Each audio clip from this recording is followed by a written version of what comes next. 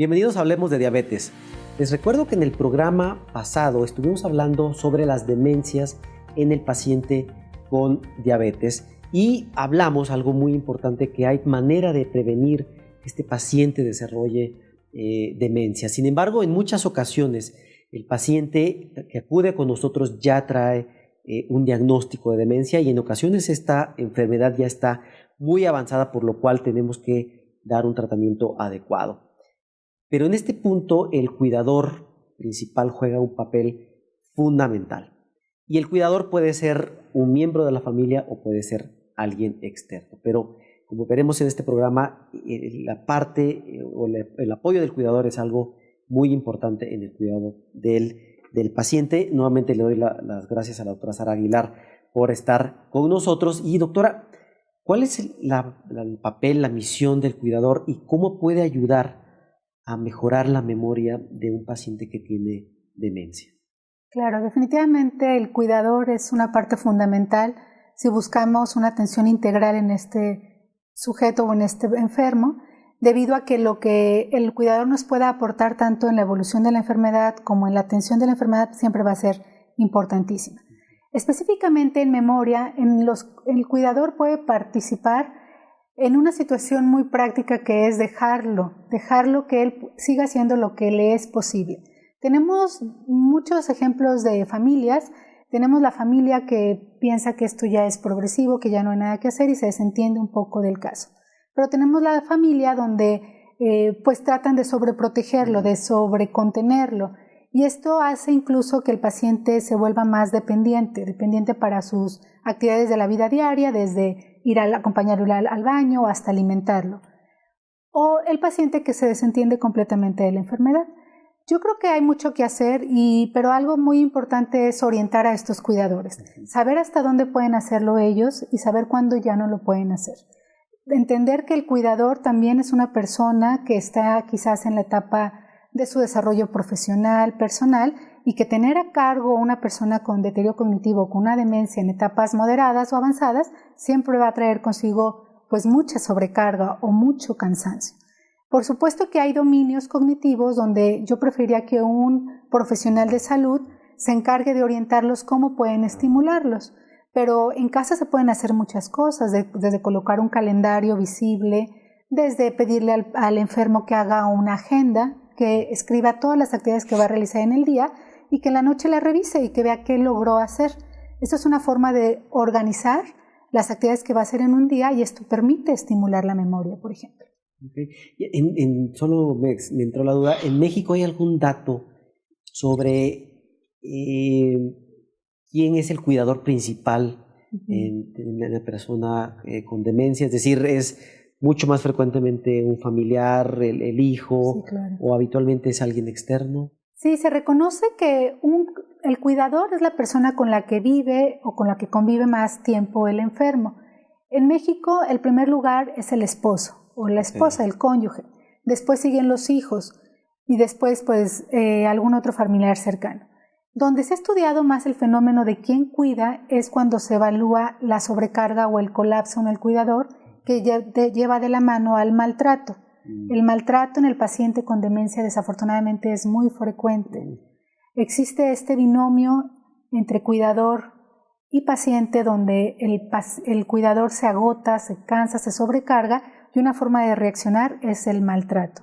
Y existen muchas formas de maltratar a estos pacientes con demencia, desde dejando de hacer o de ofrecer los cuidados en salud que requiere, hasta el maltrato psicológico, diciéndole que es una carga, que ya no pueden atenderlos, que se los van a llevar a instituciones, o otros tipos de malos tratos, ¿no? Desde el abuso financiero, por ejemplo.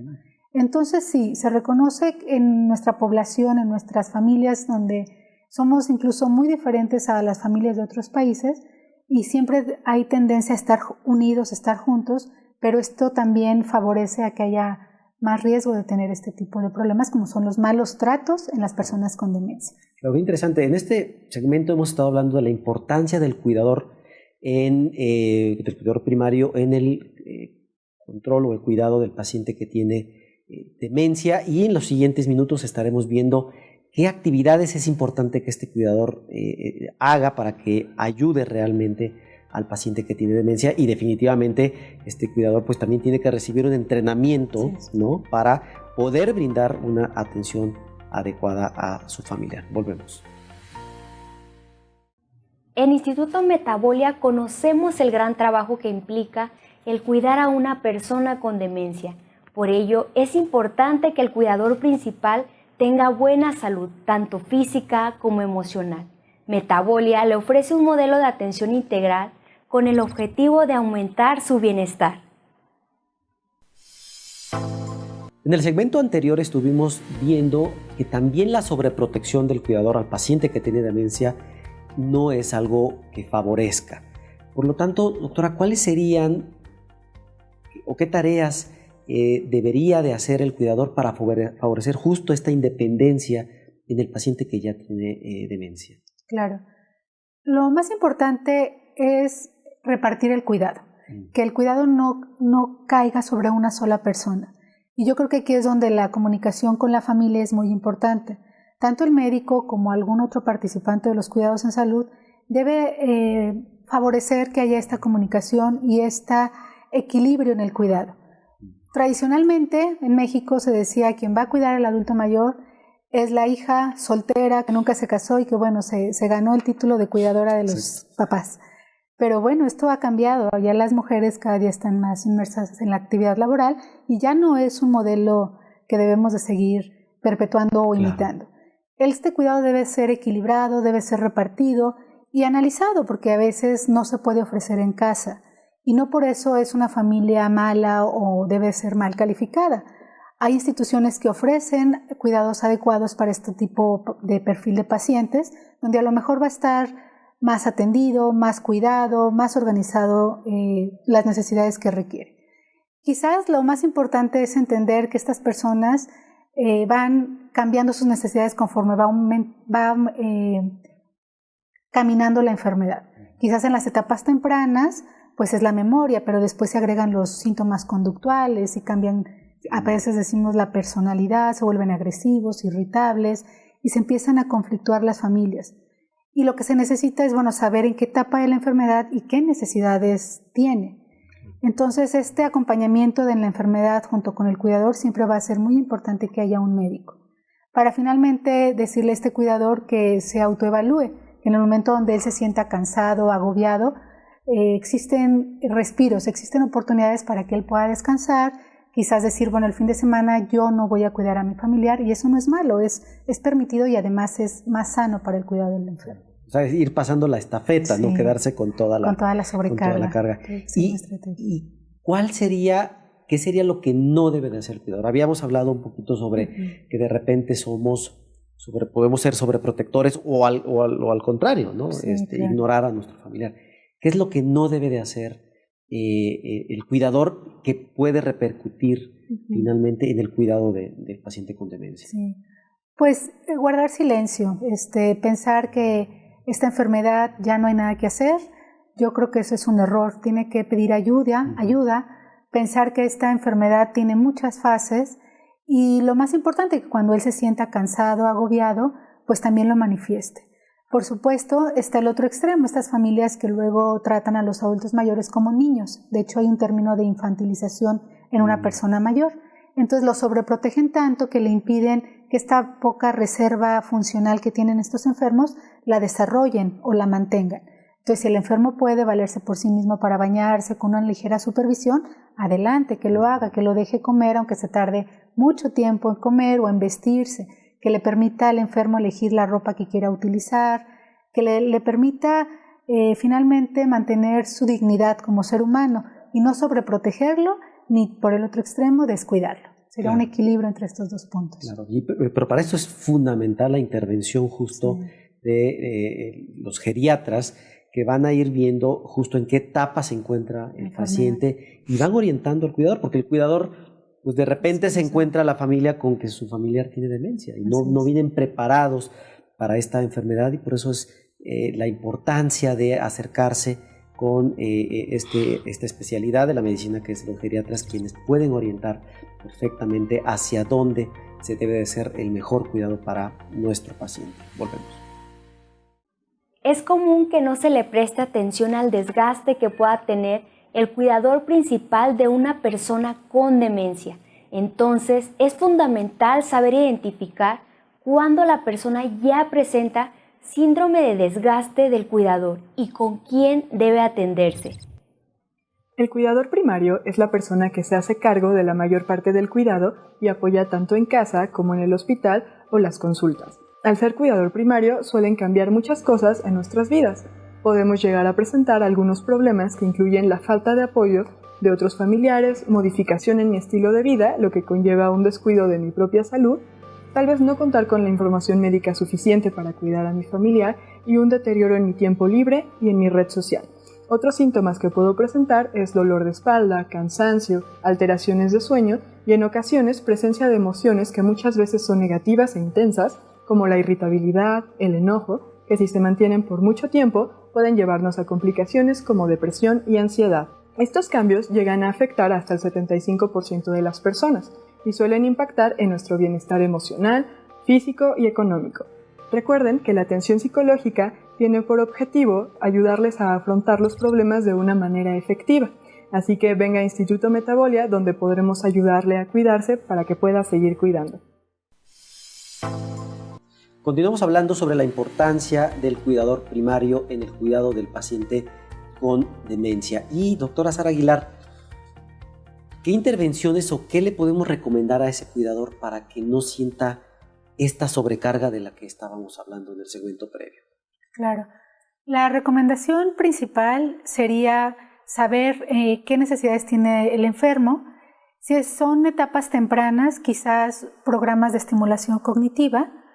Ahora en la ciudad se ofrecen muchos espacios para poder ofrecer a estos enfermos la convivencia con personas mayores, pero también se estimula la parte física con ejercicio y también la parte cognitiva con ejercicios mentales. Deseamos mucho o fomentamos, por ejemplo, en el instituto, que algo que les ayuda a estas personas mayores es la estimulación cognitiva individualizada, saber qué les gusta hacer, cómo lo venían haciendo. Entonces, que el cuidador investigue más sobre qué deseos o qué necesidades prevalecen en estos pacientes siempre ayudará a que el cuidador también se comunique mejor con él. Definitivamente esta enfermedad tiene muchas fases y puede ser que el enfermo esté en una fase de muchos problemas conductuales, esté agresivo, esté deprimido, pero también tiene fases donde quiere seguir hacerse sentir útil. Entonces yo recomendaría que en la propia casa se le estimule a que sigan haciendo ellos cosas por ellos mismos y que puedan trabajar esta parte juntos. Por supuesto, el cuidador debe de recibir orientación. Yo creo que es una parte fundamental para evitar tanto el colapso, el agobio y de la mano el maltrato al adulto mayor. Por supuesto. Pues muy interesante el tema que hemos abordado el día de hoy. Y doctora Sara Aguilar, ¿qué recomendaciones, qué conclusiones podría dar a las personas que nos ven? Primero, reconocer este problema. Segundo, que el cuidador se sienta acompañado. También acercarse, ahora ya en internet hay muchos otros programas de estimulación cognitiva accesibles. Nosotros tenemos unas pautas de estimulación cognitiva que ponemos a su disposición en la página del Instituto en el Servicio de Geriatría, donde ahí se orienta sobre cómo mantener la independencia de estos enfermos, ayudándolos a paso por paso qué hacer y de acuerdo a las necesidades o más que nada a los deseos de cada enfermo, estimular qué parte cognitiva les gustaría realizar. Por ejemplo, la pintura, el dibujo, pero también hay personas que les gusta hacer labores de jardinería o labores culturales y finalmente estimular la parte cognitiva de acuerdo a sus necesidades. Creo que más que darles un libro y haga estos crucigramas o estas sopas de letras, mejor saber qué deseos tienen y cómo los pueden realizar. Es una parte fundamental reconocer la historia de vida de estos enfermos. Hay otra estrategia muy bonita que se llama reminiscencia.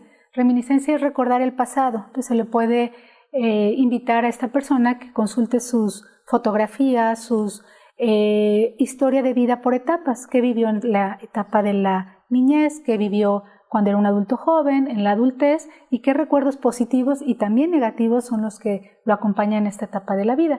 Y eso les favorece mucho estimular la memoria. Perfecto. Perdón, ¿estos manuales dónde los pueden conseguir los pacientes, las personas? Sí, entran directamente a la página del Instituto Nacional de Ciencias Médicas y Nutrición Salvador Subirán, específicamente en el link del servicio de geriatría. Ahí encontrarán las pautas para la estimulación cognitiva en los adultos mayores con demencia. Perfecto, pues muchísimas gracias, doctora, por nuevamente su tiempo, su experiencia, y pues los invitamos a un próximo programa donde estaremos platicando de temas tan relevantes como el que hemos hablado el día de hoy. Los esperamos.